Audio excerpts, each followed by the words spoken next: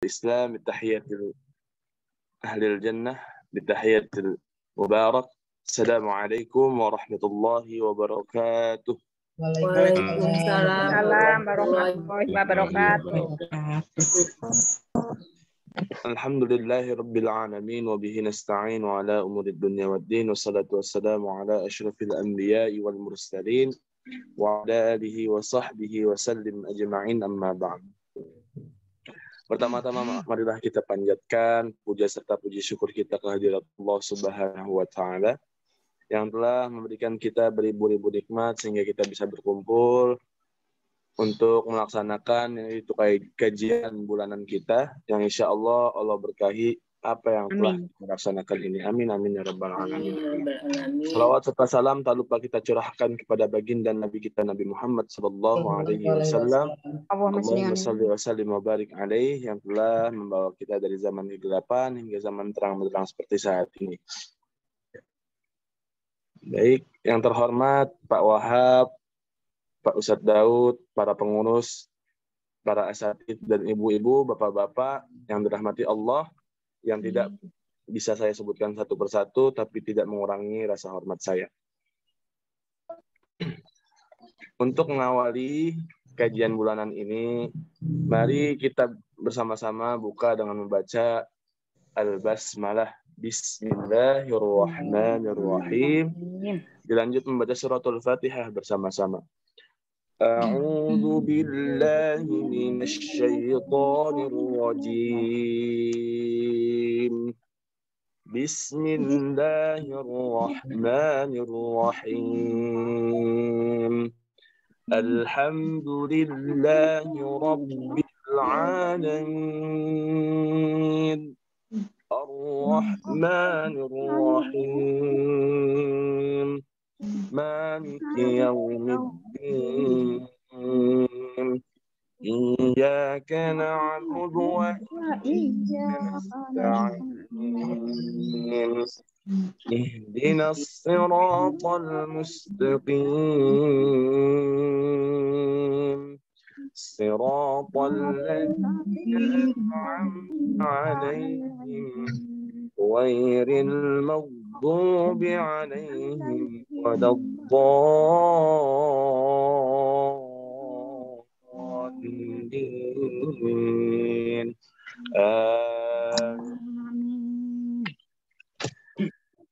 Baik, dilanjutkan ke acara selanjutnya yaitu pembacaan ayat suci Al-Quran.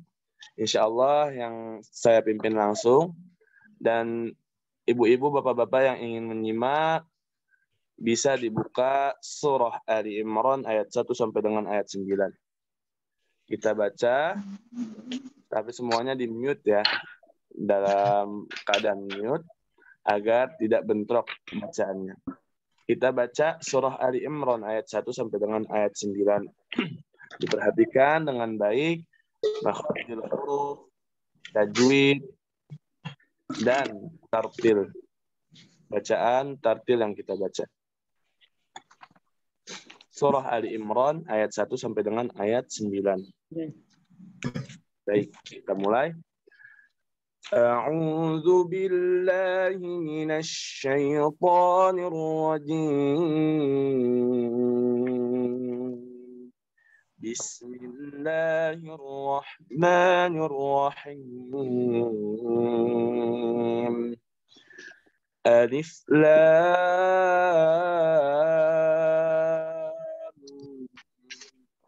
Mim. Allahu la ilaha illa huwal hayyul qayyum. Nazzala 'alaikal kitaba bil haqqi musaddiqan lima bayna yadayhi wa anzala at-taurata wal injil. من قبل هدى للناس وأنزل الفرقان إن الذين كفروا بآيات الله لهم عذاب شديد والله عزيز ذو انتقام إن الله لا يخفى عليه شيء في الأرض ولا في السماء هو الذي يصوركم في الأرحام كيف يشاء لا إله إلا هو العزيز الحكيم هو الذي أنزل عليك الكتاب منه آيات محكمات هن أم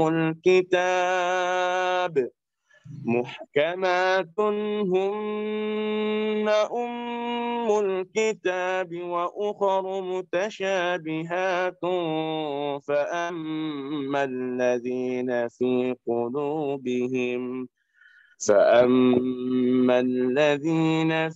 قلوبهم زيغ فيتبعون ما تشابه منه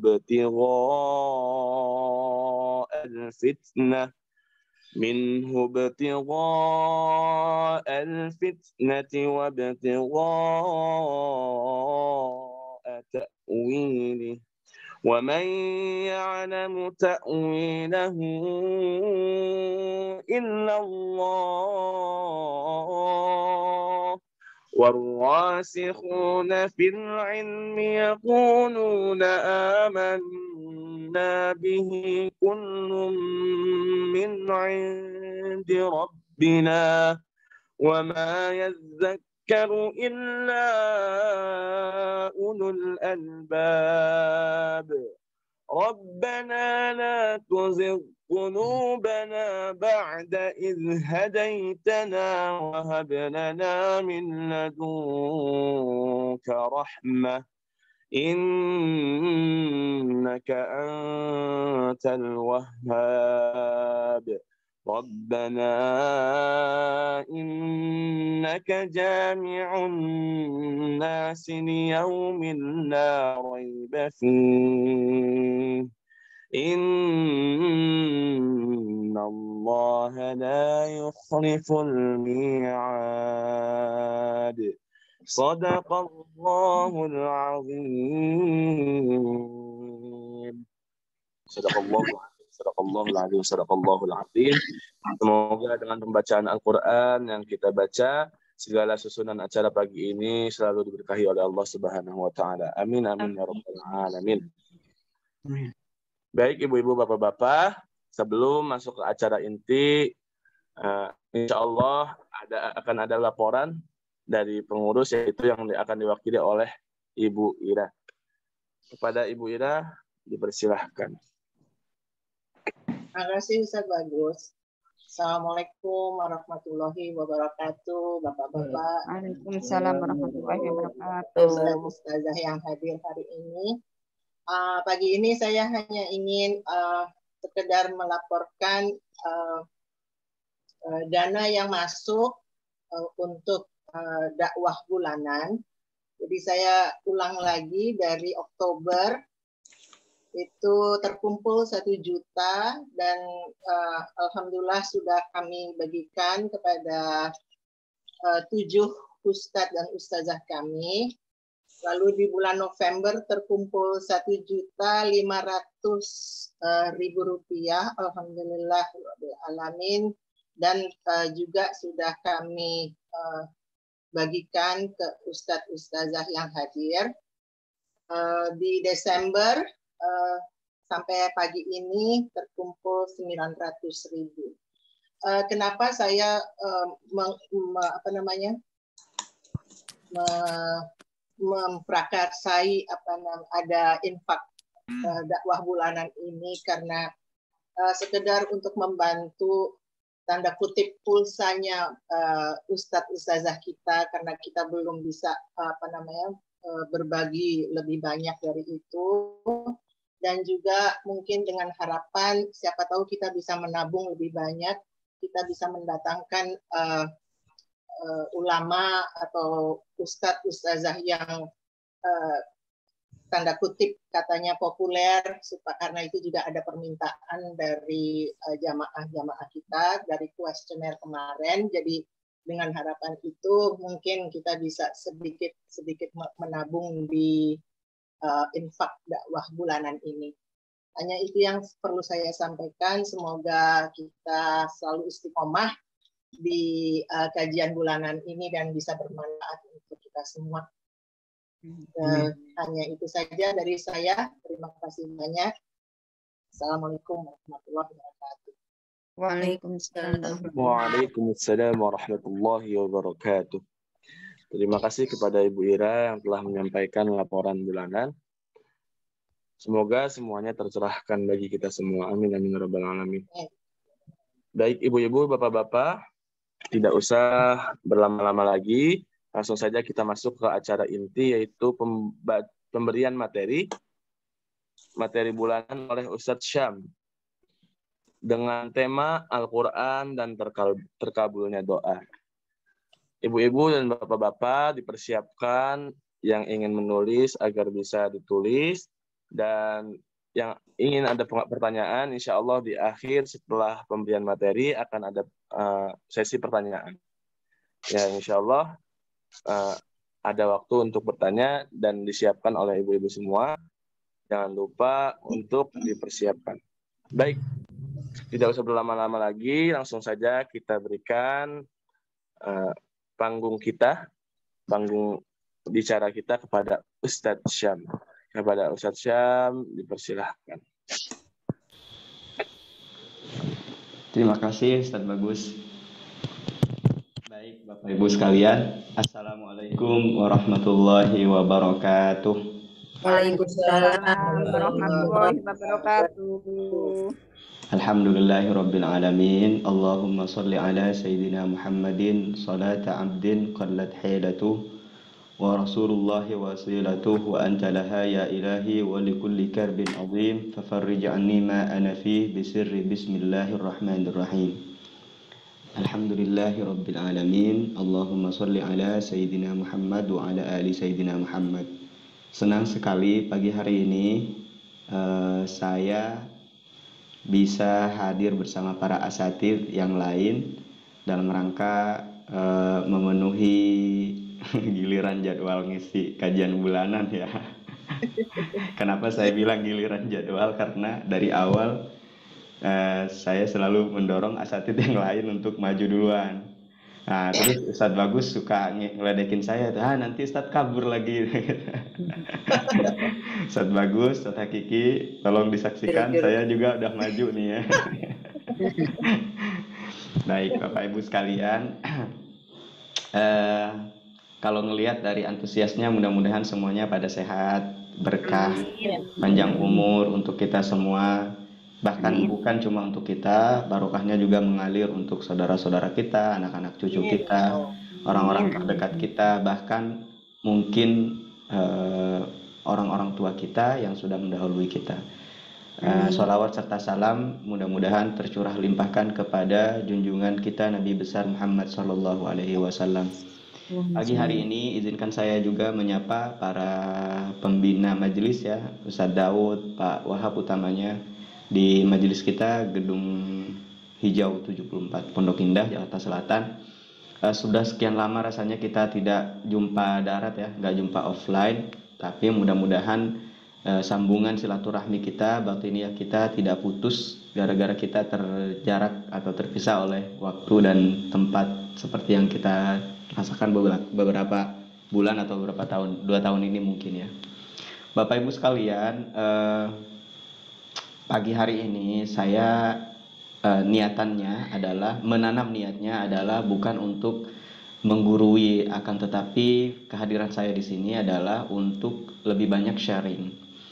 Jadi nanti barangkali saya akan lebih banyak mendengar dari Bapak Ibu sekalian tentang apa sebetulnya selama ini kita kenal dengan Al-Quran, apa yang banyak Bapak Ibu temui. Nah, itu yang ingin kita hadirkan, energi itu ke dalam diri kita supaya apa? Supaya kita bisa lebih giat lagi, lebih punya motivasi lagi. Sebagai pengantar kajian kita, saya ingin kemudian menghadirkan satu fakta menarik bahwa kalau kita mau bicara ilmu pengetahuan Bapak Ibu sekalian, boleh dikatakan ilmu pengetahuan di masa sekarang ini kan bisa didapatkan di mana-mana. Boleh dikatakan kayaknya ilmu itu udah istilahnya bocor kemana-mana. Yang tidak ada atau yang langka hari ini itu adalah motivasi kita, satu. Yang kedua adalah sambungan kita dari mana itu belajar gitu. Misalnya begini, kita belajar nagom, betul ya Bapak Ibu ya? Kayaknya belum lama ini kita belajar nagom. Ustadznya juga masih ada di majelis kita. Kita belajar nagom. Nah itu mesti kita tahu, mesti kita yakini Ustadz Bagus ini, kita yakin lah ya, belajar sama gurunya beliau belajar sama gurunya lagi, terus sampai nanti kita ketemu sanad itu kepada Rasulullah Sallallahu Alaihi Wasallam. Untuk apa kita tahu itu? Untuk kemudian bisa kita ambil pertanggungjawabannya di hadapan Allah Subhanahu wa Ta'ala. Misal begini, lebih agung di sisi Allah satu huruf alif yang punya sandaran sanad kepada Rasulullah dibanding satu halaman huruf-huruf yang lain yang tidak kita ambil sanadnya itu. Nah, mudah-mudahan harapan kita ilmu yang kita pelajari di majelis kita ini punya pertanggungjawaban sanad di sisi Allah Subhanahu wa Ta'ala. Itu yang pertama Bapak Ibu sekalian. Sehingga kenapa saya kemarin mikirnya gini, kata Ustadz para asatidz yang lain itu, kayaknya Ustadz mesti hadirkan materi tentang tajwid atau apa. Bismillah Ustadz, saya insya Allah tugas saya adalah ngedorong para jemaah untuk bisa lebih dekat lagi kepada Al-Quran. Baik Bapak Ibu, saya akan mulai materinya. Pertama itu kan tema kita adalah Al-Quran dan terkabulnya doa. Saya ingin mulai satu pertanyaannya dengan pertanyaan yang sederhana ini Bapak Ibu. Sejauh ini menurut kita semua, mari kita rogoh dada kita masing-masing. Menurut kita semua, dalam pandangan kita, dalam perenungan kita, siapa kita di hadapan Al-Quran? Nah ini mesti direnungkan baik-baik ini. Siapa sih kita di hadapan Al-Quran? Nah lalu jawabannya salah satunya akan ketemu begini. Oh, kita adalah orang yang kalau seminggu sekali ada talaki baru pegang Al-Quran. Mungkin. Saya yakin tidak di sini orangnya, mungkin ada di rumahnya masing-masing.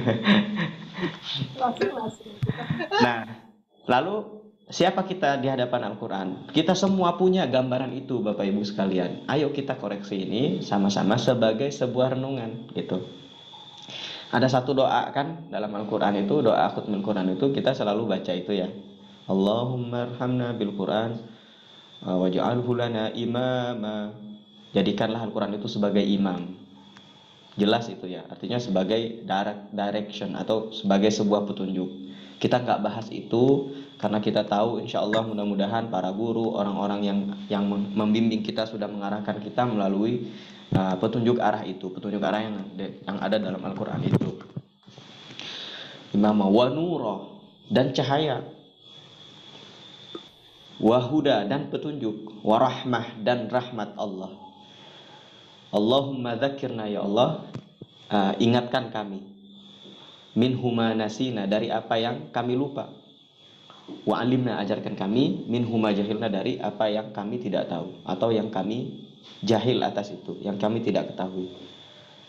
Warzuqna tilawatahu, berikan kami rizki atas membacanya Al-Quran itu dengan tilawah, dengan indah. Jadi membaca tilawah dengan indah itu rizki Bapak Ibu. Yang paling kita tidak sadari kadang-kala, kok kita sudah ada di majelis, kok kita tidak mensyukuri nikmat itu gitu. Nah ini insya Allah kita semua termasuk orang-orang yang bersyukur, karena hampir saya jarang menemui para jamaah yang tidak hadir tanpa keterangan gitu, biasanya izin dulu atau apa karena ada aktivitas atau halangan yang lain. Jadi mari kita jawab pertanyaan siapa kita di hadapan Al-Quran itu. Jangan-jangan Al-Quran menganggap kita sebelah mata. Jangan kita sebagai orang yang mengakunya aja, oh saya cinta Al-Quran, tetapi Al-Quran tidak cinta sama kita. Ingat nanti di hadapan Allah, Al-Quran itu punya dua fungsi. Satu sebagai hujjah kebaikan, yang kedua sebagai hujjah atas jauhnya kita terhadap Al-Quran itu sendiri. Allahumma ij'al Qur'anan hujjatan lana wala hujjata alaina. Jadikan Al-Quran hujjah kebaikan atas saya, atas kami, dan jangan jadikan Al-Quran sebagai hujjah. Jadi hujjah disebut dua kali. Jadi hujjah yang pertama adalah saksi atas kebaikan yang kita lakukan. Yang kedua hujjah atau saksi atas dosa-dosa atau keburukan yang kita lakukan. Gitu Bapak Ibu sekalian.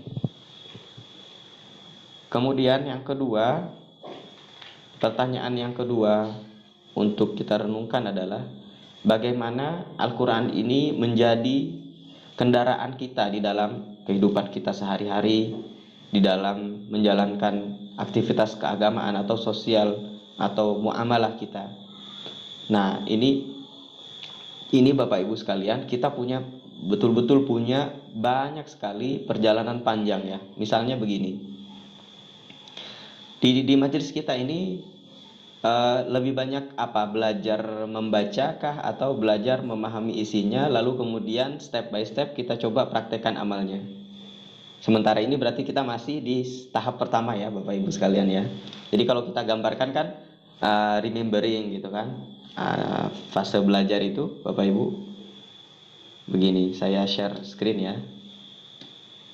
Sebagian jemaah mungkin sudah familiar dengan istilah ini. Jadi kita ini kalau belajar itu ada beberapa tingkatnya. Mudah-mudahan jelas di layar Bapak Ibu. Ini reading, membaca gitu. Terus kemudian remembering atau menghafal ya. Saya tulis bahasa Indonesia semua. Menghafal. Kemudian mengaplikasikan atau mengamalkan. Sebelum mengamalkan, maaf, memahami. Menghafal, memahami. Kemudian mengaplikasikan atau mengerjakan.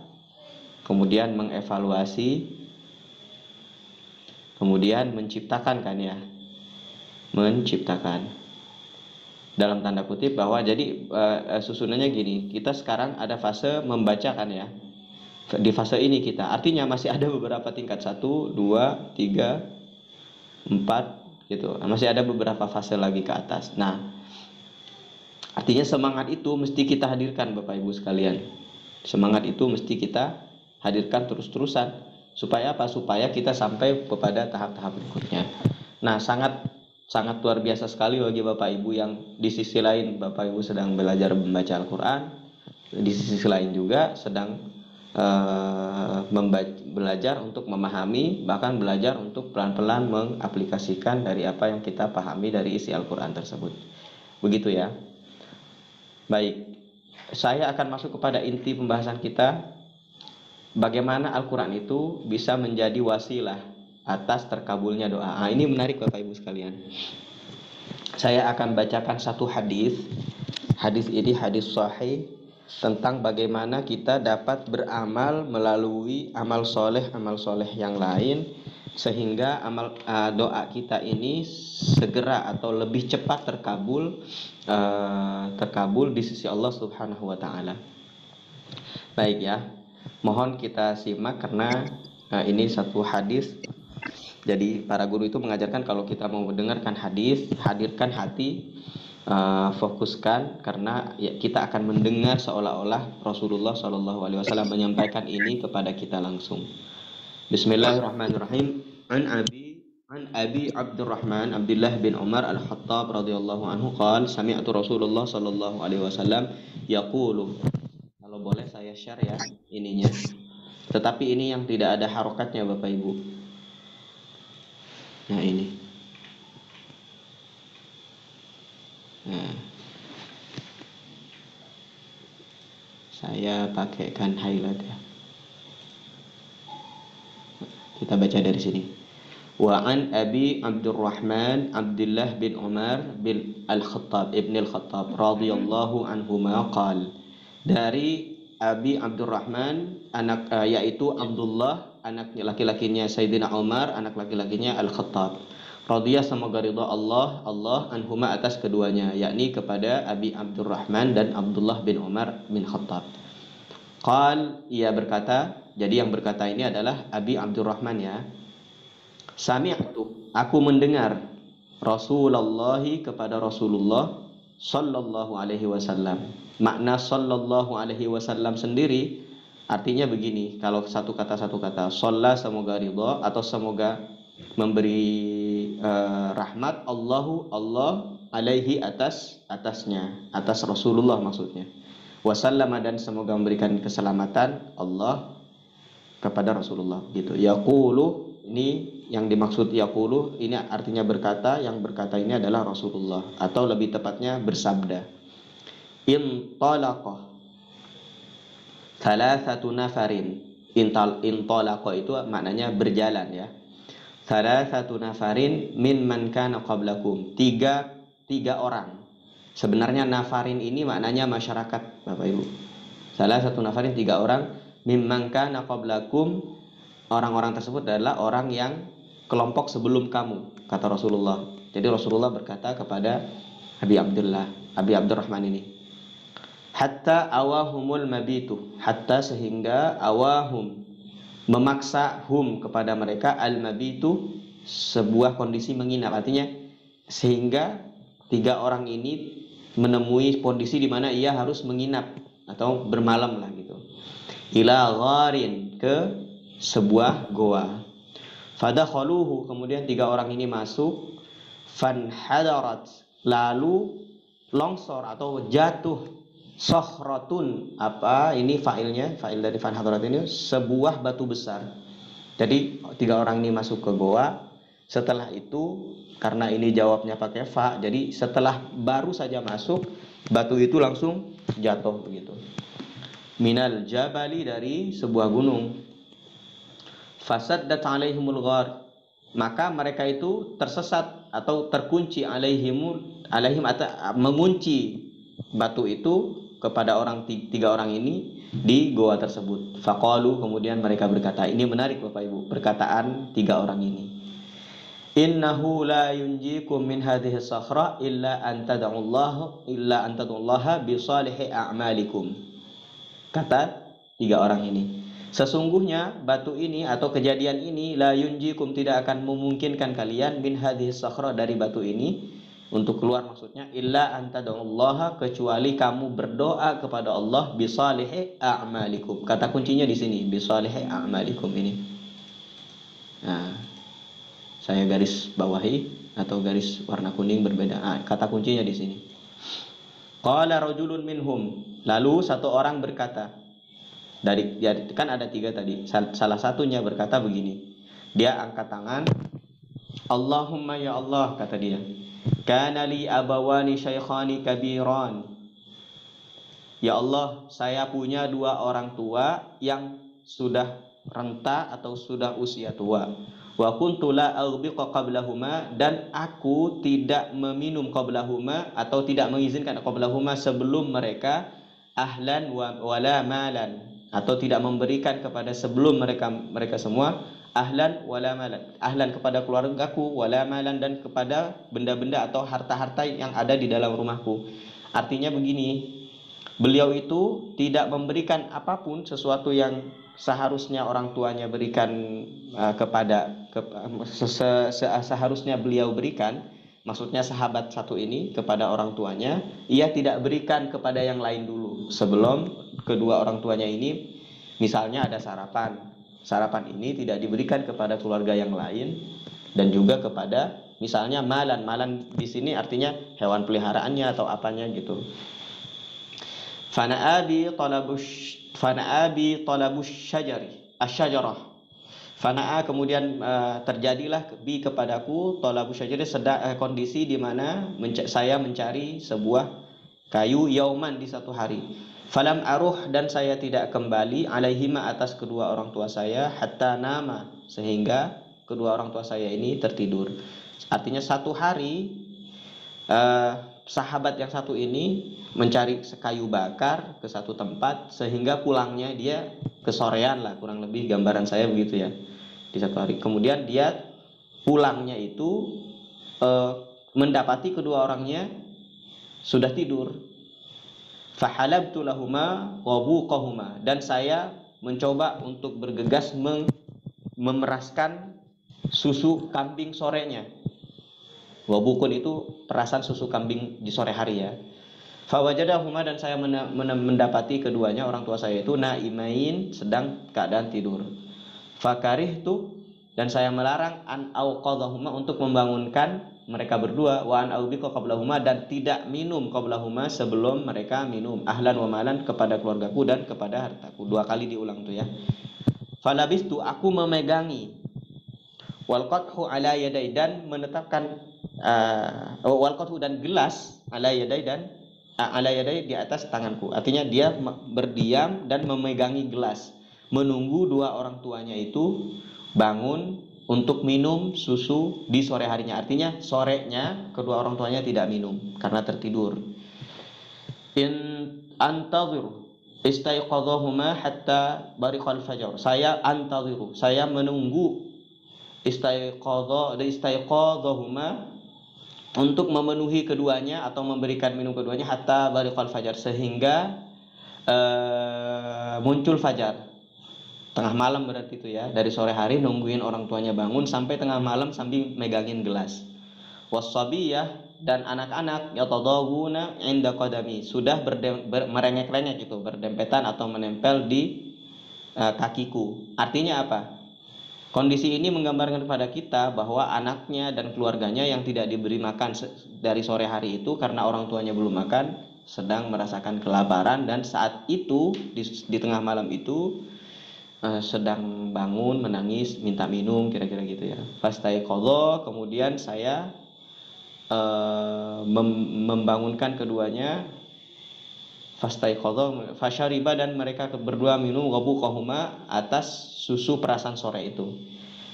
Nah, lalu Bapak Ibu sekalian, istilahnya kan begini, dari narasi ini Allahumma kana, sampai ini saya garis semua itu ya. Sampai sini nih Bapak Ibu sekalian. Sampai sini gua ini di sahabat ini menyebutkan kebaikannya. Ya Allah, dia berdoa nih dalam gua yang tersesat itu. Ya Allah, saya punya kedua orang tua sudah renta. Setiap sore saya seperaskan air susu untuk minum beliau. Nah, tetapi di satu hari saya cari kayu bakar dan pulangnya kesorean. Ternyata beliau sudah tidur. Saya mencoba untuk peraskan susunya, dalam narasi doanya nih. Saya coba untuk peraskan susunya, ya Allah, saya dapati beliau ternyata masih tidur dan saya tungguin. Saya nggak kasih makan keluarga saya dan orang-orang yang ada di rumah itu sebelum orang tua saya makan. Kemudian saya tungguin, gelasnya saya pegangin sampai tengah malam, sampai fajar beliau bangun, baru saya berikan susunya minum, dan anak-anaknya kemudian minum setelah orang tuanya minum. Lalu beliau berdoa. Ini narasinya Bapak Ibu sekalian. Allahumma in kuntu fa'altu dzalika ibtigha'a wajhika fafarrij 'anna ma nahnu fi min hadhihi as-sakhrah. Ya Allah, jika apa yang aku lakukan itu ibtigha'a wajhika, benar-benar mengharap ridhamu, fafarrij, maka geserlah, anna, dari kami, ma nahnu fi, dari apa yang aku atau kami ada di dalamnya, min hadhihi as-sakhrah, dari batu ini. Tahu nggak Bapak Ibu apa yang terjadi? Fan farajat, kemudian bergeser syai'an, sedikit. Batunya itu bergeser syai'an, sedikit. La yastati'una al-khuruja minhu, tetapi tidak memungkinkan atau tidak membuat mereka bertiga itu mungkin al-khurujah, untuk keluar dari gharin, dari gua itu. Jadi orang pertama udah doa nih ya. Katanya, ya Allah, saya punya, dan macam-macam doanya itu yang sudah disebutkan. Lalu, ya Allah, kalau ini betul-betul saya melakukan ini karena berharap ridhamu, buka dong, geser dong batu ini gitu. Nah, sekarang orang pertama udah doa, geser dikit, tapi nggak bisa keluar, masih, katakanlah kalau bayangan saya kayak masih mungkin bahunya dikit baru bisa keluar gitu. Qala al-akhar, orang yang lain berkata, Apa perkataan orang yang lain ini? Yang lain ini. Allahumma in kanat li ibnat innahu kanat Allahumma ya Allah innahu kanat li ibnatu ammin. Saya punya sepupu, anaknya paman ya. Kanat ahabbun nas, dia itu paling dicintai manusia, paling saya cintai lah gitu ya. Wa fi riwayatin kuntu ahabbuha ka asyaddi ma yuhibbu rijalun nisa. Dalam riwayat yang lain, sahabat yang satu ini mencintai sepupunya ini seperti sangat cintanya seorang laki-laki kepada perempuan. Fa'arudduha. Saya mengharapkan, iya kata lelaki ini, kata sahabat ini, ala nafsiha, atas dirinya. Artinya dia ingin apa ya istilahnya, menikahinya lah kalau bahasa kitanya ya. Famtana'at, tetapi dia menolak. Cinta bertolak ya, apa cinta bertepuk sebelah tangan. Famtana'at minni, dia menolak saya. Hatta alamat, sampai menimpa alamat hasanah minas sinin. Sampai satu hari dari di suatu tahun dari tahun-tahun ia tidak ketemu, faja'atni, dia mendatangiku. Perempuan itu datang kembali, kan dia sudah nolak, dia pergi bertahun-tahun, sampai di satu tahun dari sekian tahun dia nggak ketemu, dia mendatangi lagi, sepupu perempuannya itu mendatangi beliau lagi. Fa'a'taituha, dan saya memberikan ishrina wa mi'ata dinar, 21 dinar uang. 21 ishrina wa mi'ata, 120, maaf, bukan 21 ya, 120 dinar. Ala an tukhalli baini wa baina nafsiha. Ini artinya dia, mohon izin Bapak Ibu, ini sahabat ini, laki-laki ini memberikan, kan dia pengen banget gitu. Bayangkan ya, ada seorang laki-laki dia ingin menikahi perempuan lalu ditolak gitu. Nah, perempuan ini seolah-olah terkesan mengejek, padahal memang karena nggak mau. Tiba-tiba di satu hari dia datang lagi dalam keadaan dijelaskan kondisinya sangat lemah. Dia makan aja susah gitu, pakaian sudah nggak punya, mungkin ditimpa sebuah musibah. Nah, kemudian laki-laki ini punya kesempatan kan untuk memberikan apa istilahnya ya, apa yang dia bisa. Akhirnya sahabat radhiyallahu an yang satu ini memberikan 120 dinar. Kemudian dia mengajak perempuan ini untuk berdua-dua gitu. Antukhalli ini artinya untuk menyepi baini wa baina nafsiha, antara saya dan dirinya. Fafa'alat, perempuan ini mau. Sahabat perempuannya ini mau gitu, sepupunya ini mau. Hatta idza qadartu 'alaiha, sampai kondisi saya telah menguasai semuanya atas dirinya itu. Artinya sampai kondisi di mana tempatnya udah sepi, udah berdua-dua gitu. Wa fi riwayatin, dalam riwayat yang lain, falamma qa'adtu baina rijlaiha qalat. Dalam riwayat yang lain, ketika aku sudah duduk di antara dua kakinya, lalu perempuan ini berkata, qalat, ittaqillah, bang, bertakwa dong, kira-kira gitu ya. Udah istilahnya, mohon izin, perzinahan itu sudah akan terjadi. Bahkan dikatakan falamma qa'adtu baina rijlaiha, saat saya sudah berada di atas dua kakinya, lalu perempuan itu berkata, ittaqillah. Ittaqullah ya, karena laki-laki. Ittaqullah, bertakwalah engkau Allah, pada Allah. Wala ta, apa ini bacanya nih? Oh, wala tafudda al-khatima illa bihaqi. Janganlah dibuka al-khatama, janganlah membuka al-khatama pada cincin illa bihaqihi, kecuali dengan haknya. Janganlah istilahnya, janganlah engkau menodaiku kecuali dengan haknya gitu. Fan soroftu, kemudian aku membelokkan anha, dari dirinya. Kata sahabat ini, aku membelokkan badanku dari posisi semula itu. Wahia ahabun nas, sedangkan ia ya Rabb paling saya suka nih menurut saya gitu, ilayah kepada saya. Wa taraktu, dan saya meninggalkan az-zahaba, emas, allazi a'taituha, yang saya berikan kepadanya. Artinya ia juga selain memberikan uang, beliau juga memberikan emas. Dia tobat, dia balik badannya, lalu ia mengikhlaskan seluruh apa yang beliau berikan kepada perempuan itu. Lalu beliau berdoa dengan narasi yang sama. Allahumma ya Rabb, kata sahabat yang kedua ini, in kuntu fa'altu dzalika ituka wajhika fafarrij anna ma nahnu fih.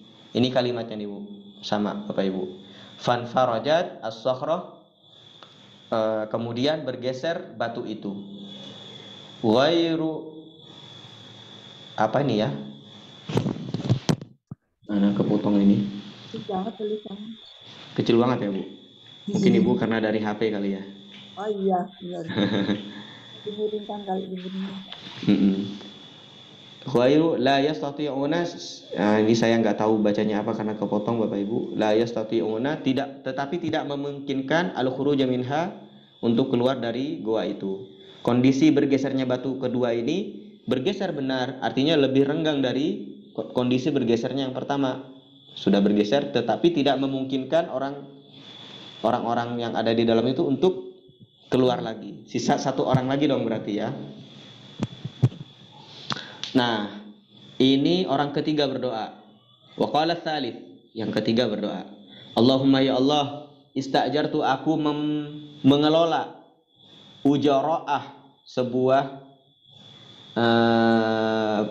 gaji ya. Wa a'taituhum ajrahum ghairu rajulin, dan ista'jartu, aku menyewa ujara'ah atas beberapa karyawan. A'taituhum, aku memenuhi mereka, ajrahum, atas gajinya, ghairu rajulin, kecuali satu orang, wahidin gitu. Ghairu rajulin wahidin, kecuali satu orang. Tarakal ladzi lahu wa dhahaba, ia meninggalkan sesuatu yang milik, yang memang menjadi miliknya. Gajinya satu orang ini ditinggal gitu. Mungkin dia mungkin kondisinya gitu, pergi, gajinya nggak diambil. Fathammartu, aku mengelolanya. Ajruhu, yakni mengelola gajinya itu, hatta kasurat, sehingga gaji tersebut banyak, minhu, darinya, al-amwalu, banyak hartanya gitu. Faja'ani, lalu karyawan tadi yang satu itu datang ba'da hinin, setelah beberapa waktu. Faqala, lalu karyawan itu berkata, ya Abdullah, wahai hamba Allah, addi ilayya ajri, berikan kepadaku gajiku. Fakultu, lalu aku berkata, kullu ma tara min ajrik, semua yang kamu lihat itu adalah gajimu. Apa gajinya yang dia sebutkan, yang disebut? Minal ibili, dari domba, wal baqari, dan minal ibili, dari unta, wal baqari, dan sapi, wal ghanami, dan domba, wal raqiqi, dan hamba sahaya atau budak. Di masa Rasulullah ya, masih ada perbudakan. Faqala, lalu si sahabat atau si karyawan ini berkata, ya Abdullah, la tastahzi'u, kamu jangan ngeledek dong, katanya. La tastahzi'u bi, jangan ngeledek saya dong. Lalu fakultu, sahabat yang satu ini berkata, la astahzi'u bika, saya tidak mengeledekmu.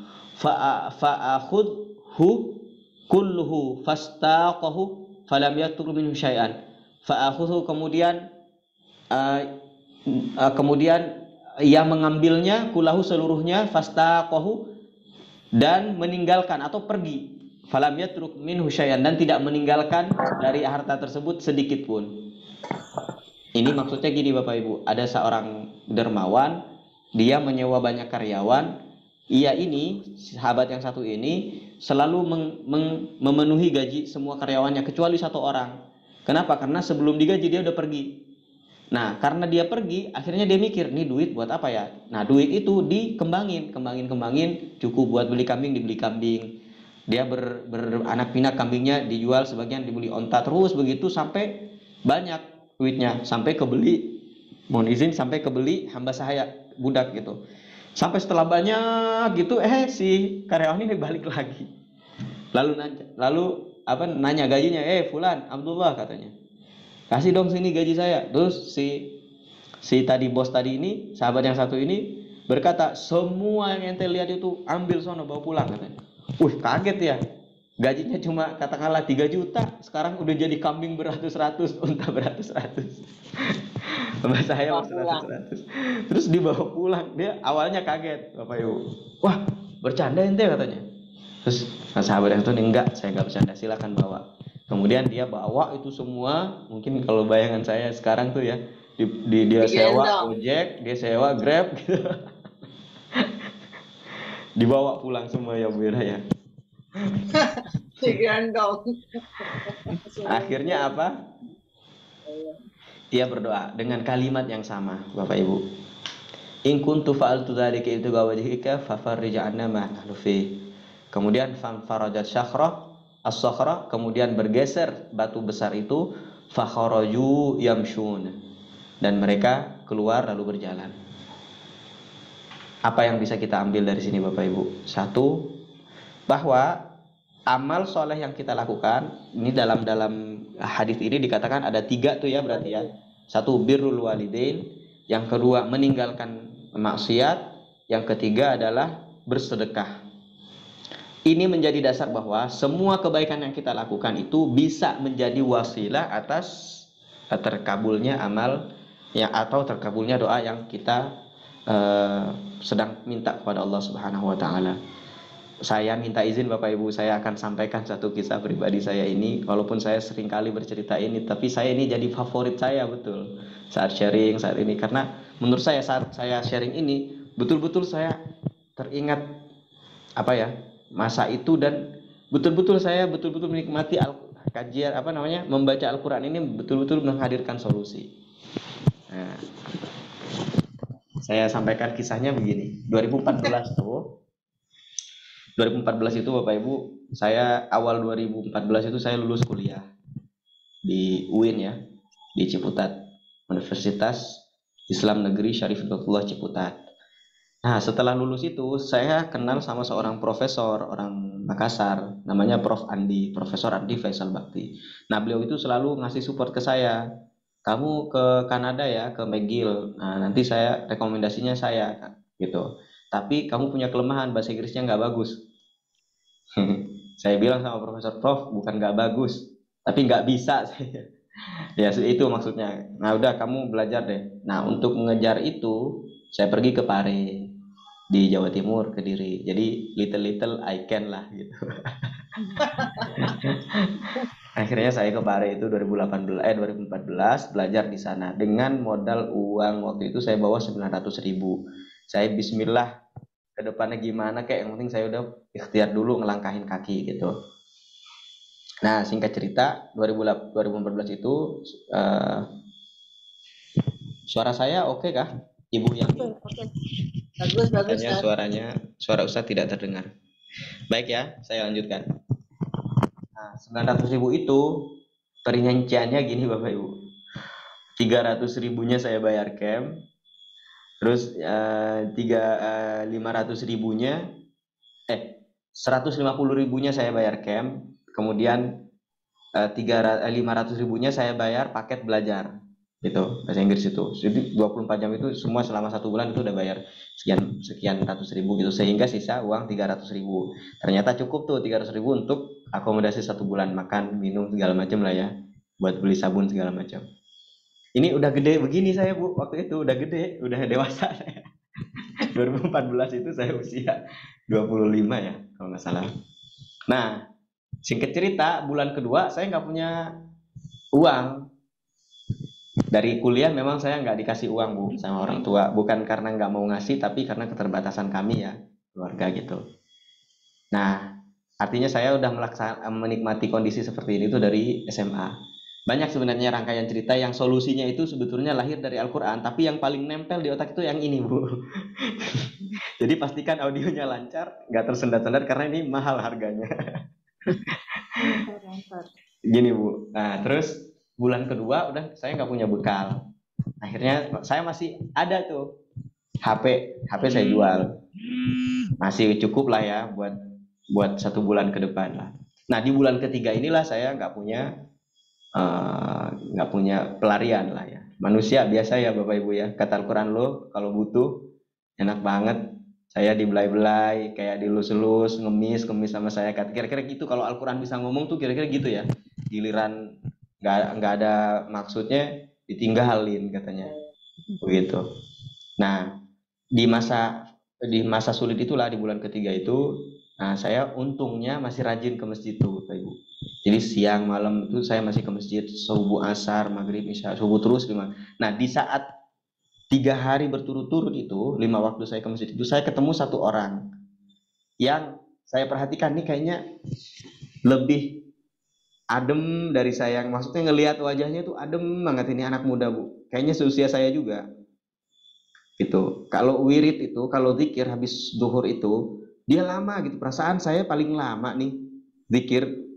Mungkin kan dalam bayangan saya tuh udah macam-macam, mungkin dia lebih butuh kali ya dari saya, maksudnya apa sih namanya, kondisinya lebih sulit kali ya dari saya gitu. Nah saya tungguin tuh di satu waktu setelah beberapa hari ketemu anak muda ini, Saya tungguin sampai jam 2. Jadi habis duhur dia baca zikir gitu sambil santai gitu. Baca zikir di masjid itu sendiri, saat jamaah yang lain udah keluar, jam 2 baru selesai. Turun dari masjid, saya udah siap tuh. Udah siap-siap. Ada suara yang masuk ya. Nah, saya udah siap-siap Bapak Ibu. Saya tungguin itu. Lalu saya tegur, "Waalaikumsalam, Mas." "Ya, Mas, gimana sehat?" Udah ngobrol. Ternyata beliau orang Madura, orang Sumeneb. Akhirnya kita ya ngobrol lah ya bahasa Mandarin ya. Bahasa Madura Indonesia. Nah, akhirnya kita ngobrol. Dia pertanyaannya sederhananya ke saya begini, "Mas, di sini sampai kapan?" Ya nggak tahu. Di saat itu saya besoknya sudah mau memutuskan pulang Bapak Ibu. Sisa uang 100.000. Besoknya saya ingat hari Rabu kalau nggak salah itu mau pulang saya ke Jawa Timur, ke Bondowoso. Karena saya pikir insya Allah ini kayaknya udah nggak maksimal gitu. Nah, singkatnya dia nanya, "Kenapa mau pulang? Emang udah selesai belajarnya?" Saya bilang belum. "Loh, kalau belum kenapa pulang?" "Saya udah kehabisan bahan bakar lah ibaratnya gitu." "Oh, butuh uang," kata dia. "Iya," saya bilang. "Oh gitu. Emang butuhnya berapa?" Nah, saat itu saya butuh yang paling urgent itu 200.000 Bapak Ibu. 200.000 itu untuk bayar tambahan biaya kursus lah gitu. Di kampus kami itu namanya BSC ya.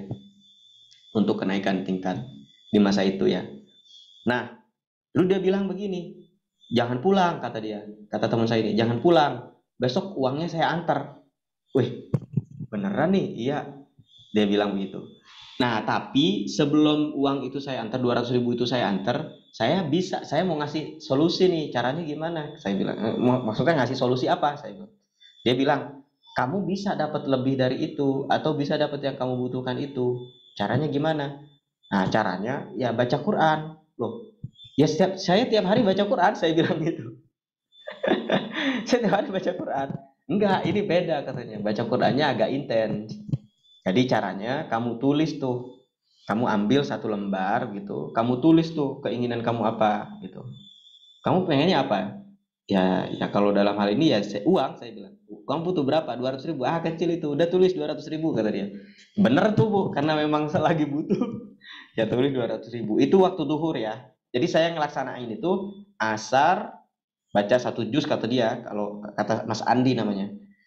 Nah, 1 juz tuh asar 1 juz, habis maghrib 1 juz, isya 1 juz. Jadi buka saya baca Bismillah, saya niat ya Allah wasilah kebaikan Quran ini, saya niat ya Rob mudah-mudahan Engkau berikan kami, gitu doanya. Uang 200.000 gitu. Niatnya begitu. Tetapi mesti kita hadirkan Allah ya, lillahi ta'ala begitu. Bukan niatnya, saya revisi, bukan niatnya tapi doanya. Doanya begitu, niatnya niat lillahi ta'ala. Baca tuh 1 juz tuh saya. Sebelum nutup kata Mas Andi ini, "Doa lagi Mas," katanya. "Minta lagi 200.000. Oh gitu ya Mas, saya baru ngeh ini. Ya udah, saya lakuin tuh asar, maghrib, isya, subuh, duhur. 5 kali tuh berarti tuh. 4 kali sampai subuh, maaf Bapak Ibu, 4 kali sampai subuh. Jadi pas asar itu saya kan pulang dari masjid. Pas duhur itu saya pulang dari masjid. Nah, dilalah di camp itu Bapak Ibu, makan udah nggak ada itu. Apa sudah nggak ada? Tapi saya lihat lemari itu ada sisa uang 20.000. Sisa uang 20.000. Saya kasihin itu uang 20.000 itu kepada orang tua di situ lagi beresin camp ya. Ada orang tua beresin camp. Saya beliin makan, saya beliin teh manis, saya beliin makanan lah intinya gitu. 20.000 itu. Di posisi saya saat itu belum makan. Nah, karena memang udah lagi kan begitu deh ya. Ada posisi di mana kita kadangkala ya apa ya, seperti diarahkan, betul-betul diarahkan sama Allah itu ke kondisi di mana kita seolah-olah Allah pengen kita jadi orang baik gitu kan. Saya yakin semua kondisi ini pasti Bapak Ibu alami. Nah, setelah itu makan dah tuh Bapak Ibu berdua ini. Setelah makan berdua ini, besok hari asarnya saya mulai baca tuh. Baca yang tadi saya kasih tahu ini Bapak Ibu catatannya itu 200.000 itu. Maghrib, isya, subuh. Nah, sebelum duhur ini waktu terakhir saya bayaran. Nah, Mana nih katanya, kok 200.000 kok nggak datang-datang, ini bohong aja nih Mas Andi nih, udah gedek saya kan tadinya awalnya ngejanjiin 200.000. Kata dia soalnya Bu, kemarin harinya itu dia bilang, kalau selama 5 kali kan masih ada nih katanya, sampai zuhur besok. Kalau selama 5 kali ini nggak gol, nggak berhasil, telepon saya katanya. Loh habis telepon saya itu maksudnya mau apa? Dia mau antar duitnya gitu. Jadi paham ya Bapak Ibu ya. Jadi lakukan ini, kalau kamu nggak berhasil, saya garantornya katanya. Kalau doamu nggak tembus, saya anterin 200.000 katanya. Kacau banget. Akhirnya udah tuh ya. Saya kan harap-harap cemas nungguin ini benar apa enggak nih. Nah, waktu itu pagi ya, pengumuman kelulusan, yang lain sudah happy karena sudah bayar semua dan pada naik tingkat gitu. Saya naik tingkat belum happy karena belum bisa bayar, nggak punya duit sama sekali. Datanglah satu orang ibu, lebih tepatnya ibu-ibu ya, beliau kepala sekolah waktu itu, kepala sekolah salah satu SMP di Surabaya. Kan kelasnya variatif ya usianya gitu, ada yang masih SMP jadi satu kelas itu Bapak Ibu belajar bahasa Inggris. Nah beliau nanya ke saya, kenapa nggak happy katanya. Lah ya nggak ada masalah, saya udah nggak berpikiran nggak mau lanjut apa segala macam, pikirannya udah ada macam-macam lah gitu. Terus dia bilang begini, masalah bayaran ya katanya gitu. Loh dari mana orang ini tahu? Iya Bu, saya bilang gitu. Nah, ayo ikut saya kata dia. Nah saya dibawa tuh ke ruang administrasi lah gitu. Terus dia bilang, ini saya bayarin ya ke adminnya itu, ke orang administrasinya. Terus saya bilang, Bu, ini maksudnya Ibu bayarin saya? Iya. Saya bilang, wah itu hati kecil saya tuh, wah bener nih Mas Andi. Kemarin udah itu istilah kata udah apa istilahnya ya? Udah apa sih namanya? Udah seneng banget lah gitu. Nah akhirnya benar Mas Andi nih kemarin. Wah, seandainya saya mikir begini Bagus, seandainya saya telepon Mas Andi saat itu dan bilang, Mas antar aja duitnya, saya mau bayaran, saya bilang gitu. Artinya saya mau minjem kan waktu itu. Mungkin hikmah ini nggak datang ke saya, hikmah ini nggak hadir ke saya gitu. Akhirnya alhasil saya bilang sama ibu itu, Bu, saya atas nama minjem ya. Suatu saat saya ada uang, saya balikin. Gitu. Oh tenang aja Mas. Nah sampai 3 bulan berikutnya kita lulus tuh dari kampus itu lulus. Terus saya dipanggil tuh sama ibu, di posisi belum ada duit juga. Terus dia bilang gitu, Mas boleh ikut saya? Duh ditagih nih utang kata saya gitu kan. Akhirnya ibu itu ngajak saya, Mas ayo kan sudah lulus. Terus diajak ke ibu, diajak ke satu mobil Jazz waktu itu warna putih. Terus dia bilang begini, Mas ini suami saya dikenal sama suaminya. Pak ini orang yang saya ceritain terus nih. Rupanya banyak apa ya istilahnya cerita-cerita yang saya nggak tahu diceritakan kepada suaminya ibu itu. Kemudian saya sama suaminya itu masih istilahnya masih ada hadiah tangan apa segala macam. Mas makasih, masih di ya macam-macam lah ininya buahnya gitu. Tidak hanya itu Bapak Ibu, pulang dari kampus itu kan saya udah lega nih, sebagian masalah udah hilang. Alhamdulillah kampus sudah selesai nih, tinggal bagaimana saya nerusin perjalanan hidup, makannya dari mana, ini biaya camp dari mana. Nah saya masih tenang karena saat itu saya sedang ngincer lowongan kerja Bapak Ibu. Lowongan kerja itu adalah saya jadi merbot masjid di kampus itu. Nah besok ya ada tes istilah kata ada tes apa ya bahasanya ya, perekrutan itu apa sih namanya, seleksi, ada tes seleksi gitu. Nah besok harinya kurang lebih jam 9 pagi gitu saya mau berangkat tuh. Terus tutor saya di camp itu nanya, where you going, katanya, mau kemana? Saya mau ke ini, ke masjid. Mau ngapain? Ada tes seleksi ini, boleh ke kantor saya bentar. Saya panggil, terus dia nanya, dia bilang begini, kamu saya lihat potensi juga buat ngajar. Wah saya masih baru 3 bulan coach, saya bilang. Enggak, udah ya bantuin kelas basic, ngajar yang ngajar yang kelas basic, pronunciation basic gitu Bapak Ibu. Nah saya mungkin bisa bantu campnya saya gratisin, terus biaya makan udah nggak usah, dari camp aja. Jadi akhirnya semua kebutuhan saya itu terpenuhi.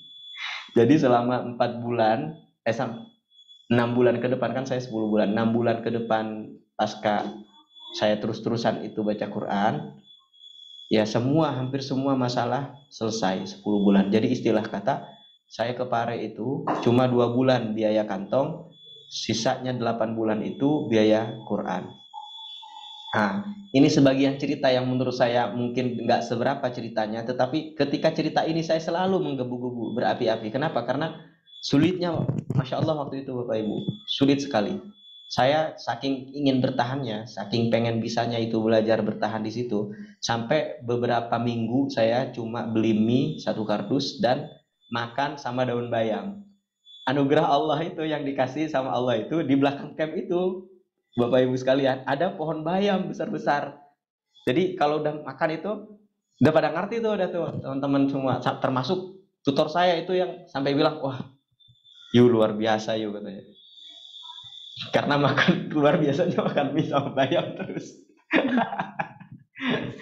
Nah, Bapak Ibu sekalian, mungkin itu sebagai apa ya istilahnya ngalor ngidul sharingnya saya tentang bagaimana saya hampir apa istilahnya ya sekapasitas saya ya menikmati Al-Quran itu sudah bertahun-tahun hidup berdampingan bersama Al-Quran, walaupun saya yakin gak seberapa. Kalau Bapak Ibu dengar cerita para orang tua, orang-orang soleh yang sehari bisa baca 20 juz atau sehari ada yang khatam, ada yang 5 hari khatam gitu, sehingga kita punya orang tua itu melihat semua kehidupannya itu semuanya adem ayem, termasuk keturunannya Bapak Ibu sekalian. Saya punya kawan Imam Istiqlal, namanya Ustadz siapa itu ya? Ustadz Salim Ghazali. Nah, Salim Ghazali itu orang Madura yang kalau Bapak Ibu tahu orang tuanya itu tidak ada waktu kosongnya melainkan lisannya basah atas bacaan Al-Quran. Itu pertama, kenapa beliau Ustadz Salim Ghazali itu, kalau lihat Ustadz Salim Ghazali itu sampai bisa luar biasa seperti itu, 2 yang beliau lakukan. Yang pertama itu adalah orang tuanya selalu baca Quran, selalu baca Al-Quran. Jadi tidak ada waktu kosongnya kecuali beliau pakai untuk Al-Quran. 1. Yang kedua, beliau selalu bacakan Fatihah orang-orang soleh yang meninggal. Misalnya begini, maaf misalnya ya, kita dengar guru kita meninggal misalnya. Walaupun nggak pernah ketemu, walaupun nggak kenal, ada orang selalu Fatihah khususon ila hadratil marhum, sebut nama orangnya, baru bacakan Fatihah. Gitu. Terus begitu setiap ada momen. Gitu Bapak Ibu sekalian. Sehingga wajar kalau kita lihat beliau sampai saat ini seperti itu, karena memang beliau punya orang tua itu luar biasa. Nah, apa yang bisa kita simpulkan dari kajian atau dari ngobrol ini? Pertama, yuk kita kembali ke pengaturan awan. Back to default setting ya. Kata Al-Quran, balik ayo ke saya, insya Allah saya akan menjadi kendaraan kalian saat nanti kita semua menghadap Allah Subhanahu wa Ta'ala. Yauma la yanfa'u malun wala banun, di mana hari tidak manfaat lagi harta, anak kita nggak ada manfaatnya lagi, kecuali illa man atallah biqalbin salim, kecuali nanti kita hadir di hadapan Allah dengan hati yang tenang. Hati yang tenang itu salah satu senjata ampuhnya adalah baca Al-Quran.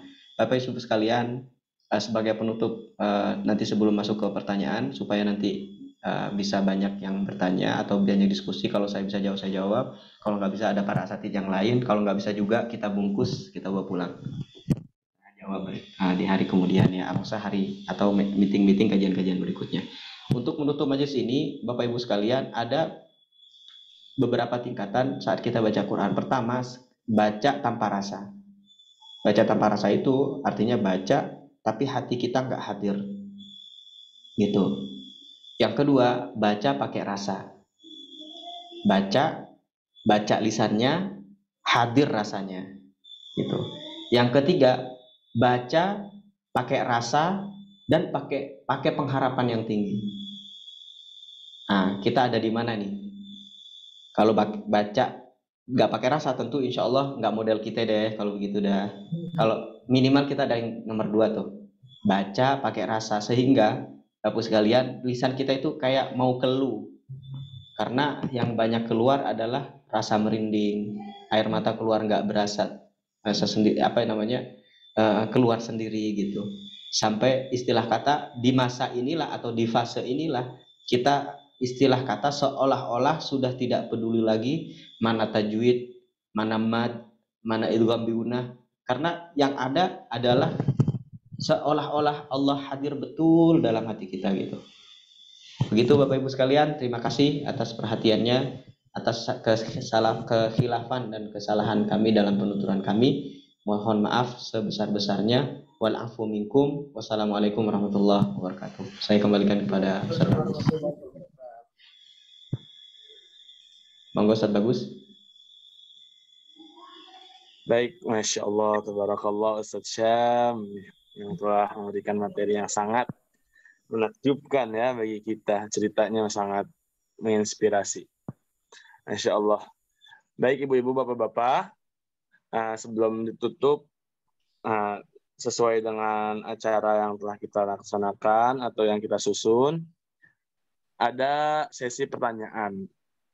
Di sini saya pertama akan membuka untuk 3 penanya dulu. Bisa chat di room Zoom, atau yang tidak bisa langsung bilang di unmute dulu, dibuka, langsung bilang saya ingin bertanya Ustaz Syam dengan kode seperti itu. Baik, untuk sesi pertama kita buka 3 pertanyaan. Dipersilahkan kepada ibu-ibu, bapak-bapak yang ingin bertanya. Ada yang pertama yang ingin bertanya?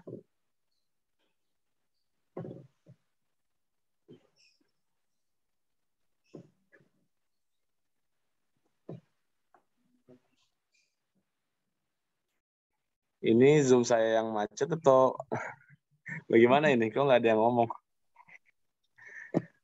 Nggak macet, Ustaz. Oh, nggak macet. Cuma lagi bingung mau nanya apa ya. Soalnya sudah jelas yang disampaikan Ustaz Syam itu sangat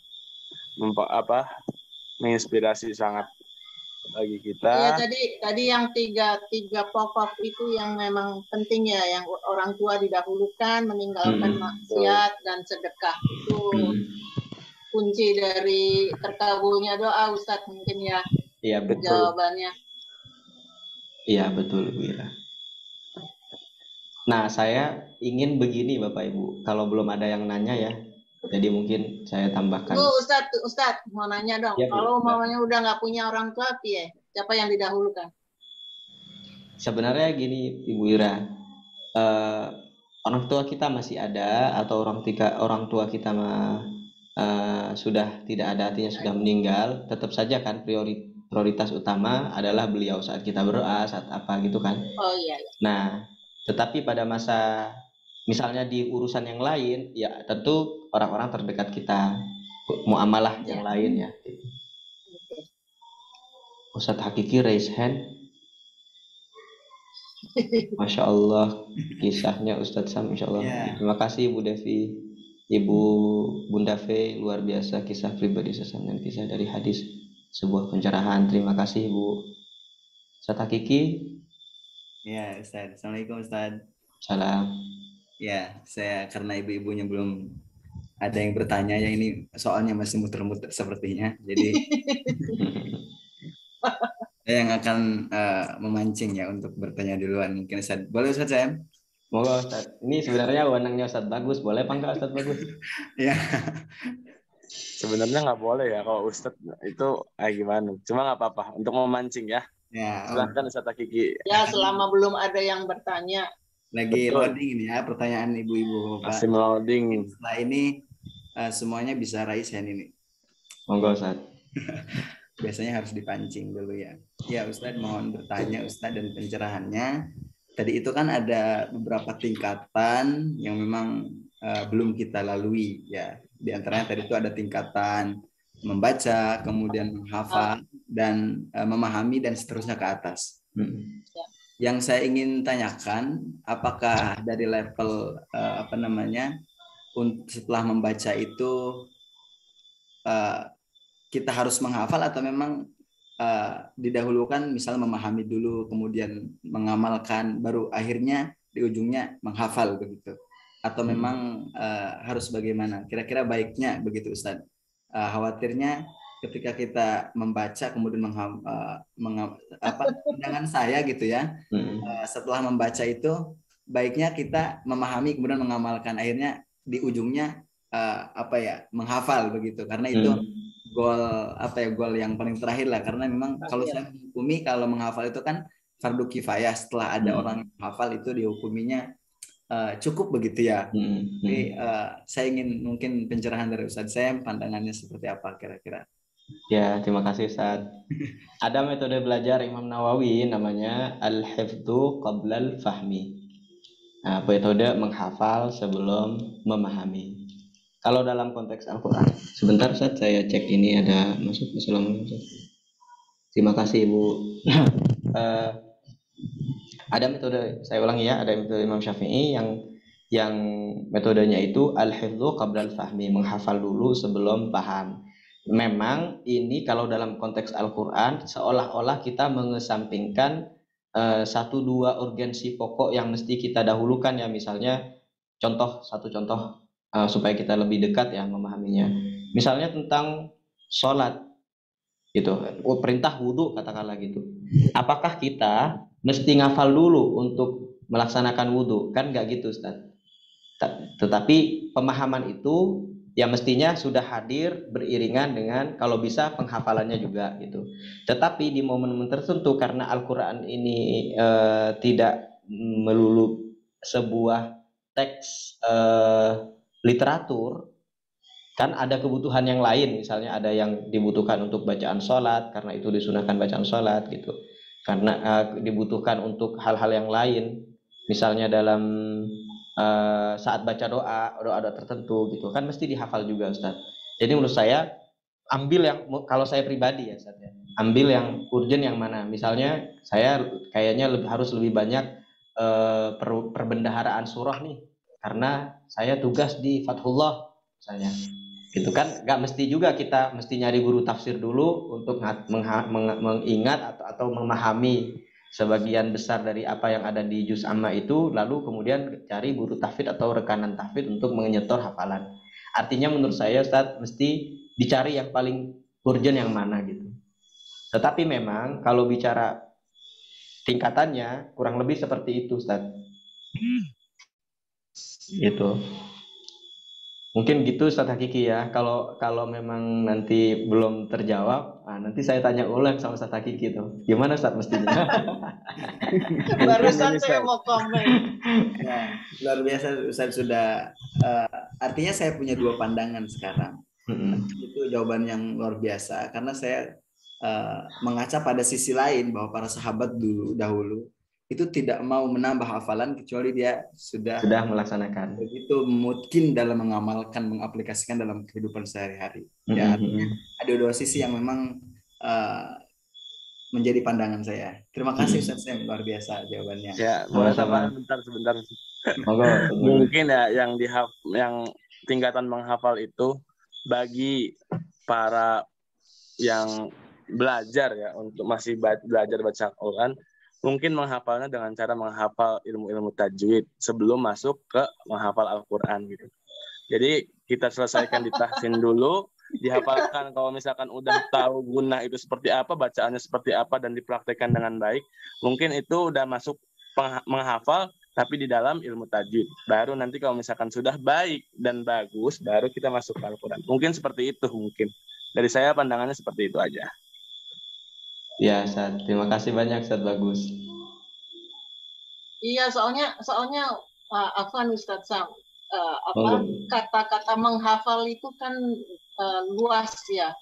Apa itu menghafal ayat-ayat Qur'annya, atau itu menghafal doa-doanya, atau itu menghafal doa untuk wudhu misalnya, atau kayak Ustadz Bagus juga bilang itu menghafal tajwid sama ilmu tajwidnya dulu supaya bacaan kita betul. Itu kan lumayan luas menurut saya gitu. Kalau menghafal itu jadinya. Ya, intinya mesti ada 24 jam itu mesti ada waktu yang kita sisihkan untuk baca, minimal baca gitu. Karena tadi Ibu salah satu manfaat ya, ada cerita sedikit. Saya kayaknya sudah sering juga nyampein cerita ini. Ada seorang kakek hidup di sebuah kebun kurma, katakanlah gitu. Nah, kakek ini punya kebiasaan baca Quran setiap hari. Kok ini begini ya, sebentar Bapak Ibu. Nah, si kakek ini baca Quran dulu di kebun itu. Terus cucunya nanya, "Kek, baca Quran dulu nggak capek?" katanya gitu. Nah, terus si kakeknya, enggak tong, begitu kira-kira ya. Terus tiap hari begitu. Terus si cucu ini nanya, "Kek, emang apa sih baca Quran itu manfaatnya?" Kayak nggak ada kerjaan lain aja. Terus si kakek ini bilang sama cucunya, "Kamu mau tahu manfaatnya baca Quran?" Terus si cucunya bilang, "Ya gimana kek? Coba tuh kamu ambil sebuah rantang, kan di kebun itu ada rantang." Terus dia bilang begini, "Coba tolong ambilin kakek air." Nah, si cucu ini pergi tergopoh-gopoh ngambil air, menimba air pakai rantang itu. Terus dia pergi lagi ke kakeknya. Terus mana airnya? Gak ada kek. Oh, balik lagi harus ambil. Ya namanya pakai rantang, pasti nggak dapet inilah ya, nggak dapet airnya gitu. Nah terus si kakek ini nanya, "Kamu paham apa yang kamu lakukan?" "Belum kek, itu yang kamu belum pahami itu sama seperti yang kamu belum pahami terhadap apa yang didapat oleh apa yang saya baca dengan Al-Quran ini," gitu. Maksudnya kayak, nah dijelaskanlah waktu itu. Jadi seolah-olah membaca Al-Quran itu seolah-olah nampak buang energi, buang ide, tetapi yang tidak kita rasakan adalah hati kita jadi dibersihin tuh sama bacaan-bacaan kita itu. Dibersihin. Bapak Ibu, ini mesti kita garis bawahi Bapak Ibu. Jangan sampai kita tidak baca Al-Quran dalam satu hari satu malam. Walaupun saya sendiri itu kadangkala masih ada absen. Jadi ayo kita mulai saat ini. Kalau nggak sempat pagi ya siang. Kalau nggak sempat siang ya maghrib, ada maghrib, malam sebelum tidur baca. Kalau bisa khataman. Sebulan sekali lah kita hatam gitu. Masa sih sebulan sekali kita nggak hatam? Kadangkala saya ketemu tuh ya jemaah, bukan di sini tetapi insya Allah bukan Bapak Ibu sekalian, yang kadangkala pengennya banyak, mohon izin ya, mohon maaf Bapak Ibu, pengen banget gitu.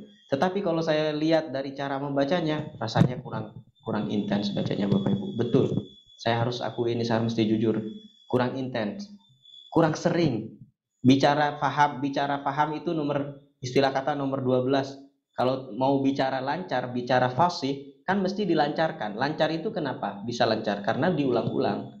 Nah ini yang mesti kita hadirkan terus-menerus.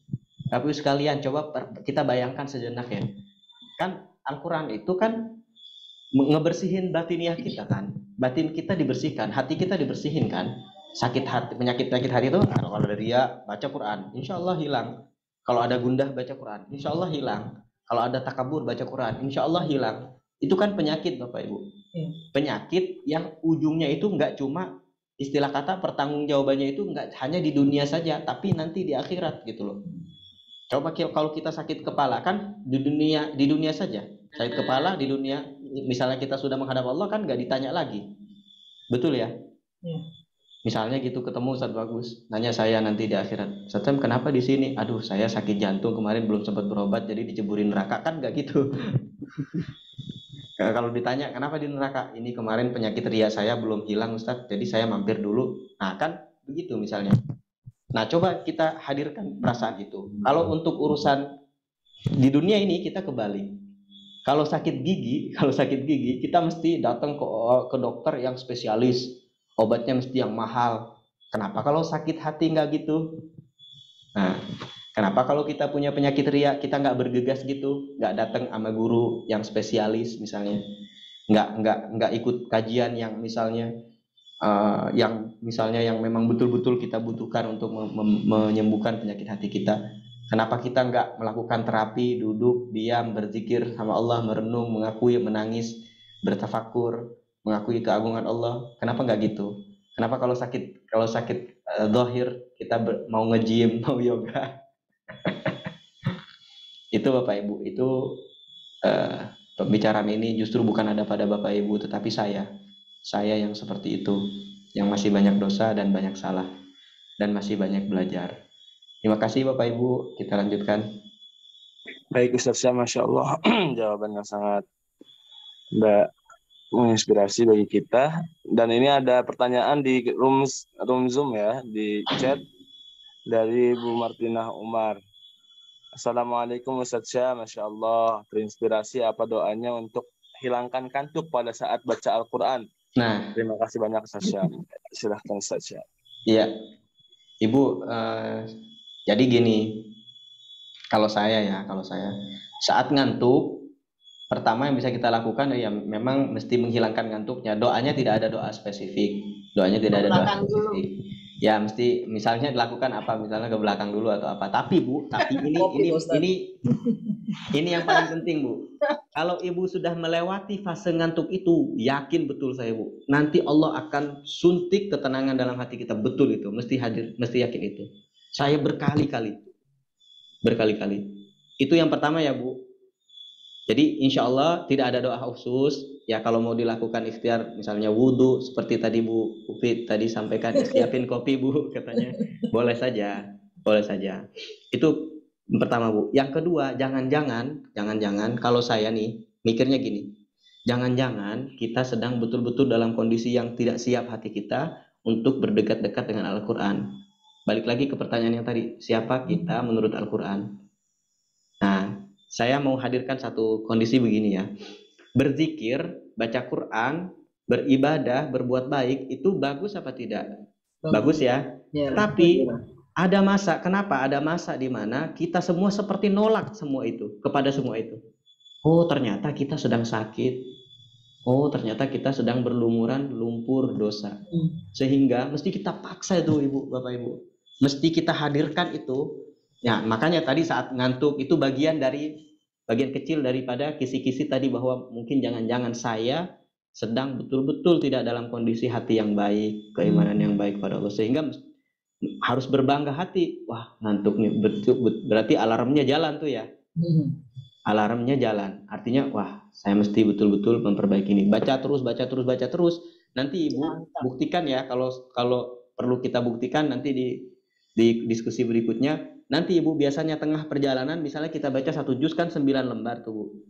Di lembar ketiga, lembar keempat tuh udah mulai tuh Bu. Udah mulai adem, udah mulai ada rasa, nanti lama-lama udah mulai bisa menangis gitu. Itu Ibu. Baik, sudah Ustaz Syam untuk menjawab? Sudah Ustaz. Masya Allah. Ya Bu Martinah, bisa jawab ya insya Allah ya. Sudah di chat.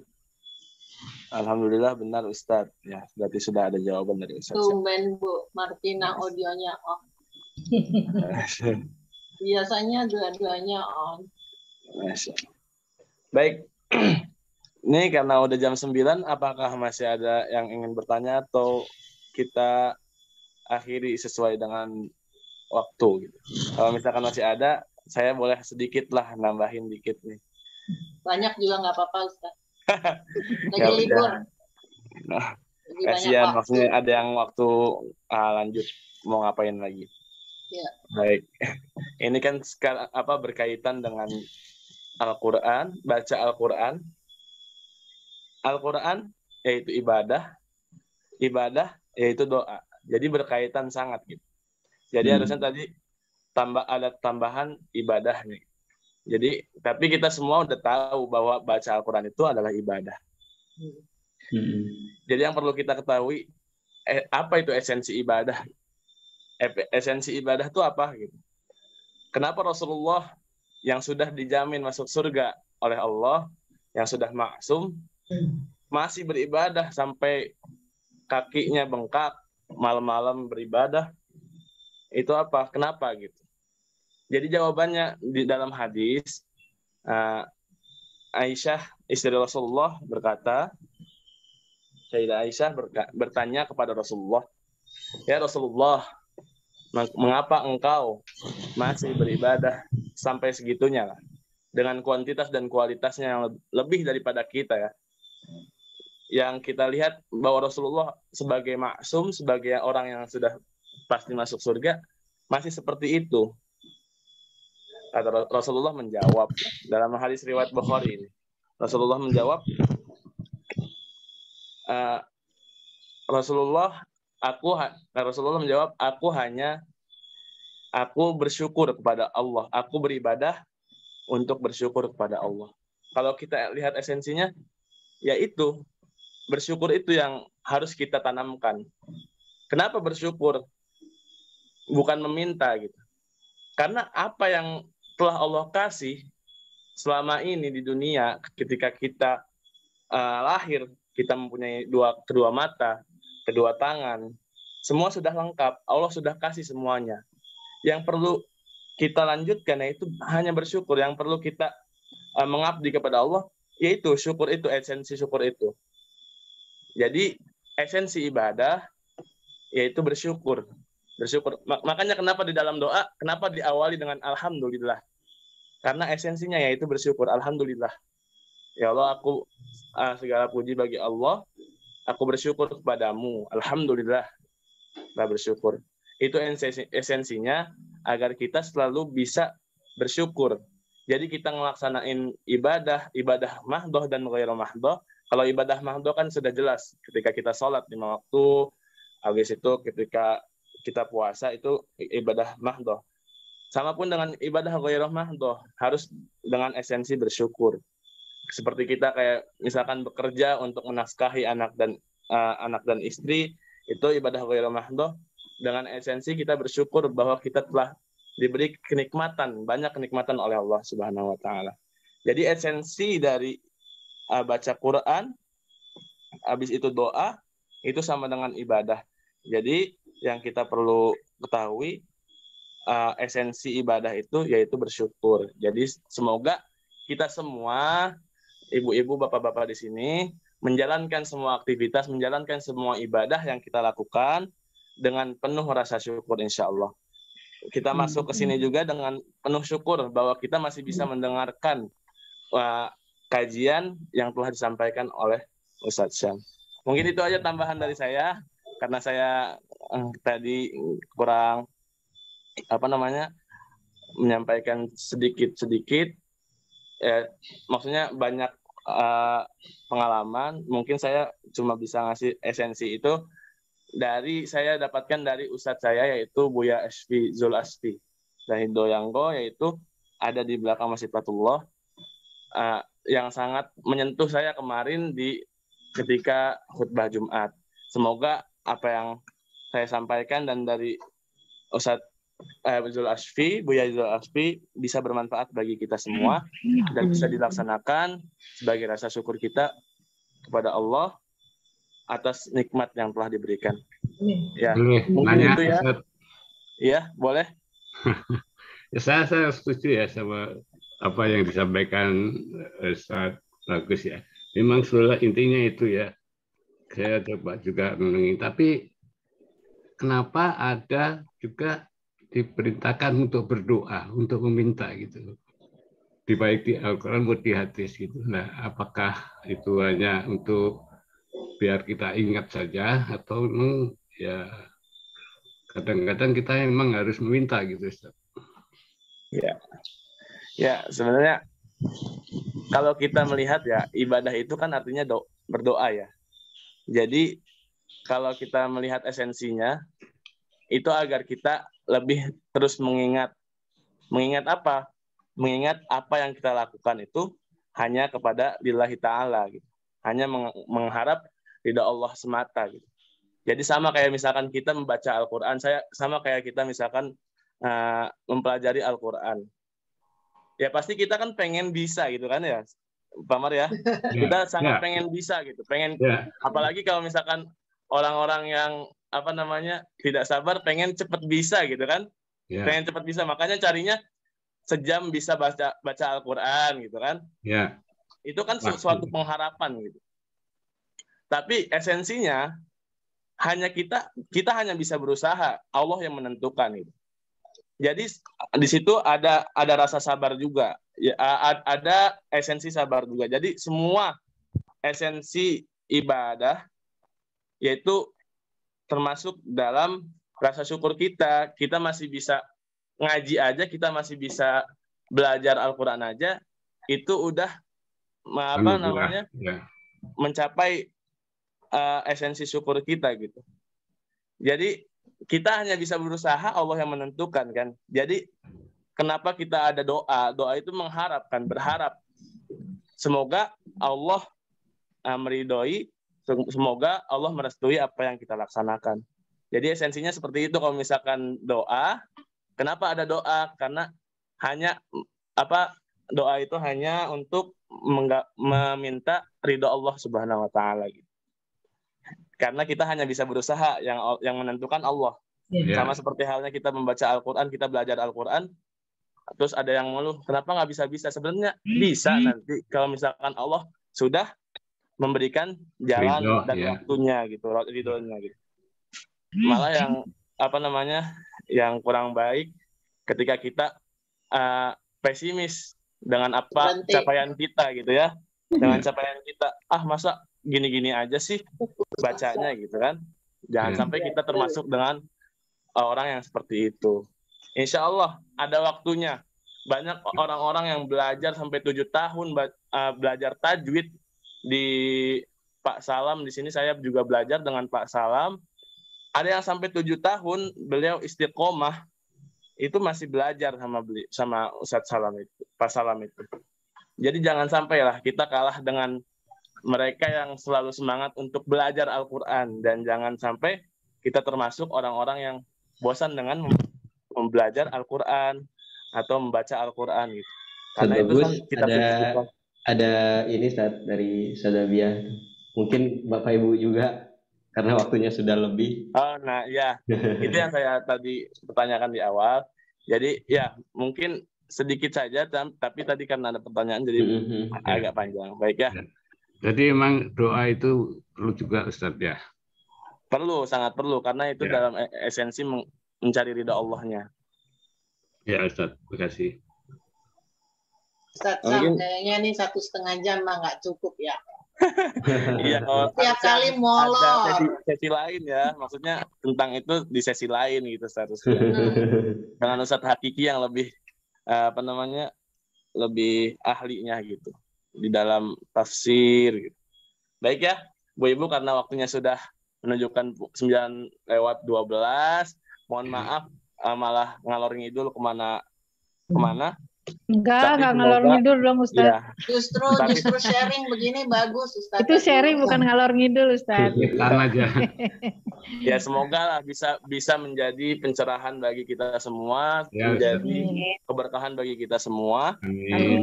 Untuk itu sebelum kita tutup, mari kita berdoa bersama untuk para jamaah. Semoga yang sedang diberikan nikmat sakit oleh Allah segera diangkat penyakitnya dan bisa kembali beribadah dengan normal, bisa berkumpul bersama, bisa membaca Al-Quran lagi dengan baik, misalkan 1 juz per hari dengan istiqomah. Amin amin ya rabbal alamin. Ya, bisa dipimpin oleh Ustadz Hakiki untuk doanya. Kepada Ustadz Hakiki dipersilahkan. Baik, assalamualaikum warahmatullahi wabarakatuh. Waalaikumsalam warahmatullahi wabarakatuh. Baca doa, saya punya beberapa quotes ya. Masya Allah. Jadi ibu-ibu semuanya, seluruh kebaikan itu ada cobaan. Sama bapak-bapak Ustadz Afwan. Oh iya, ibu-ibu. Saya ulangi, seluruh kebaikan itu ada cobaannya ya. Mentang-mentang hari Ibu. Kali ini itu ada cobaannya karena kebaikan bentuknya. Apa cobaannya? Ya misalnya ini majelis lama banget sih Ustaz, bagus tadi segera ditutup, kapan ditutupnya, itu cobaan. Karena setan tidak pernah ridho dengan kebaikan itu. Ya hal ini dibuktikan ketika setan itu atau iblis keturunannya itu berjanji pada Allah Subhanahu wa taala bahwa saya akan tetap menyesatkan umat Nabi Muhammad itu sampai akhir kiamat ya. Ini summa la'atanahum min baini aydihim wa min khalfihim wa an aymanihim wa an syama'ilihim. Ya, jadi mereka akan mendatangi dari depan, belakang, kiri, kanan tuh untuk mengganggu kita. Termasuk saat baca Quran ngantuk. Nah, itu sadarilah bahwa itu adalah gangguan setan ya. Ya selain faktor umur begitu ya, Bapak Ibu, itu juga bagian setan dan lebih mudah begitu. Karena energinya sudah mungkin cukup terkuras saat muda ya. Gitu. Jadi itu quotes yang pertama. Yang kedua, milikilah amalan khusus ya, sekecil apapun itu ya. Walaupun hanya kita yang tahu dengan Allah ya, bainana wa bainallah ya. Sehingga ketika kita berdoa itu tidak ada alasan untuk Allah tidak mengabulkan atau menundanya begitu. Sehingga ketika kita berdoa ada hujah bahwa saya harus segera kabulkan doa orang ini karena kita punya amalan khusus ya, sekecil apapun itu. Jadi yang ada di istiqomahkan. Walaupun misalnya sholat duha tiap hari hanya 2 rakaat, infak sehari hanya 1000, tapi setiap hari.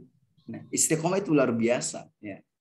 Banyak dikisahkan di Al-Quran itu bahwa orang istiqomah itu balasannya jannah dan sebagainya. Itu.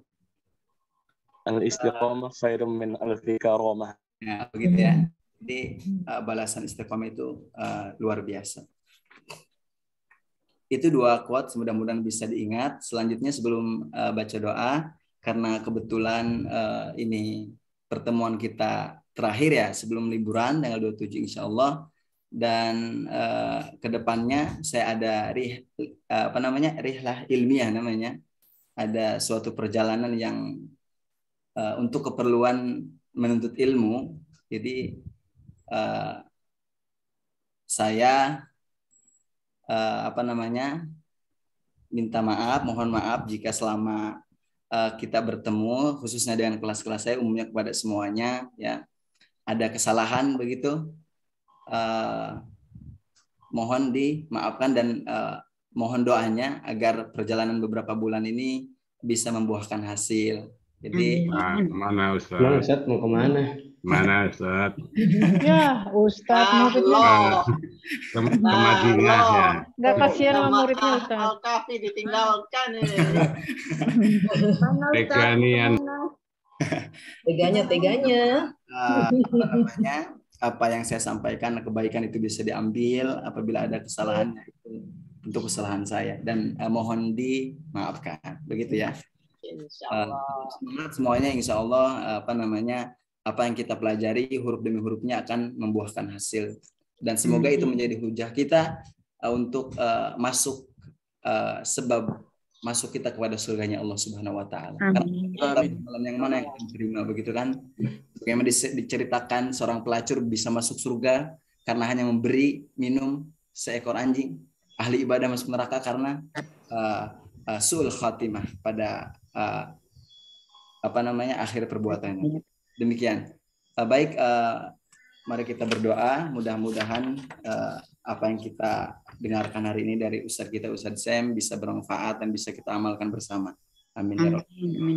Kemudian saya ingin menanyakan, selain Ibu Yami dan tadi siapa ya, Ibu Kusumastuti Ahmad Haryadi Kusmarjo yang ingin didoakan khusus, mungkin ada saudaranya yang Bu Kusumastuti Ustaz yang suaminya sedang sakit. Akan khususkan untuk kirimkan doa dan al-fatihahnya.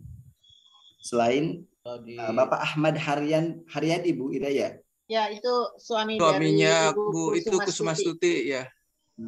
Ya, Ahmad. Yang sedang sakit. Bu Yami sama istri sakit kecelakaan. Ibu Yami. Berdua kita. Berdua Pak Hendarmin ya. Ibu Hendarmin. Pak Hendarmin. Sampaikan nama lengkapnya Bu Yami sama Pak Hendarmin Ibu. Biar nanti di Bu Yami dan Pak Hendarmin. Jadi Pak kami berdua Pak. Ya, insya Allah. Baik, marilah kita tengadahkan tangan kita kepada Allah. Mudah-mudahan terijabah. Amin ya rabbal alamin. Bismillahirrahmanirrahim. Amin. Wa'fu'ana ya karim. Enggak kedengaran pokoknya. Barik wa salim wa radhiyallahu ta'ala an kulli sahabati rasul ajma'in. Amin. Amin. Alhamdulillahirabbil alamin. Hamdan syakirin, hamdan na'imin. Hamdan wa yukafi'u mazidah. Ya Rabbi, lakal hamdu kama yanbaghi li jalali wajhika. Sultan Allah wa sallim ala sayyidina Muhammadin salatan tunjina biha min jami'il ahwali wal afat wa jami'al hajat wa tutahhiruna min jami'is sayyi'at wa tarfa'una biha indaka 'ala darajat wa tuballighuna khairat fil hayat wa ba'da al mamat. اللهم اغفر لنا ذنوبنا وذنوب والدينا وارحمهما كما ربيانا صغارا ولجميع المسلمين والمسلمات والمؤمنين والمؤمنات الأحياء والأموات اللهم أولادنا وذريتنا وتلاميذنا من أهل العلم وأهل الخير وأهل التقوى وأهل القرآن ولا تجعلنا وإياهم من أهل الضير وأهل الشر برحمتك يا أرحم الراحمين. اللهم علمنا علما أعرف به أوامرك وأعرف به نواهيك وارزقنا اللهم بلاغة فهم النبيين وفصاحة حفظ المرسلين وسرعة إلهام الملائكة المقربين يا الله يا رب العالمين. اللهم رب الناس أذهب البأس أنت الشافي اشفي لا شفاء إلا شفاؤك يا الله اشفي يا الله. Ahmad Haryadi Kusumo ya Allah ishfi ya Allah Ibu Yami ya Allah ishfi ya Allah Bapak Hendarmin ya Allah ya Rabbal Alamin. La shifaan illa shifauka shifaan la yughadiru saqaman wala alaman ya Rabbal Alamin. Ya Allah ya Rabbal Alamin. Allahumma iftah lana abwabal khair wa abwabal barakah wa abwabal ni'mah wa abwabal rizq wa abwabal quwwah wa abwabal sihah wa abwabal salamah wa abwabal afiyah wa abwabal jannah ya Allah ya Rabbal Alamin. Rabbana la tuzigh qulubana ba'da idh hadaytana wa hab lana min ladunka rahmatan innaka antal wahhab. Rabbana fid dunya hasanah wa fil akhirati hasanah wa qina adzaban nar. Subhanaka rabbil izzati amma yasifun wa salamun alal mursalin walhamdulillahi rabbil alamin. Al-Fatihah. أعوذ بالله من الشيطان الرجيم. بسم الله الرحمن الرحيم.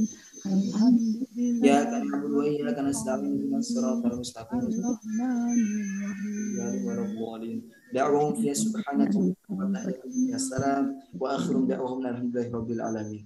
Demikian, terima kasih. Assalamualaikum warahmatullahi wabarakatuh. Ustaz Hakiki, Ustaz bagus, Bapak Ibu. Ini ada pesan dari Ibu V. Tadi belum sempat kebaca sama Ustaz Hakiki. Namanya Bapak Erlangga bin Sastra Negara ya Ibu ya. Katanya beliau kena serangan jantung dan sedang dalam perawatan mungkin atau apa? Perawatan. Kita doakan juga bacakan Fatihah, mudah-mudahan beliau juga segera diangkat sakitnya dan diberikan kesabaran. Al-Fatihah. Bismillahirrahmanirrahim. Alhamdulillahirabbil alamin arrahmanirrahim. Iyyaka na'budu wa iyyaka nasta'in ihdinas siratal mustaqim siratal ladzina an'amta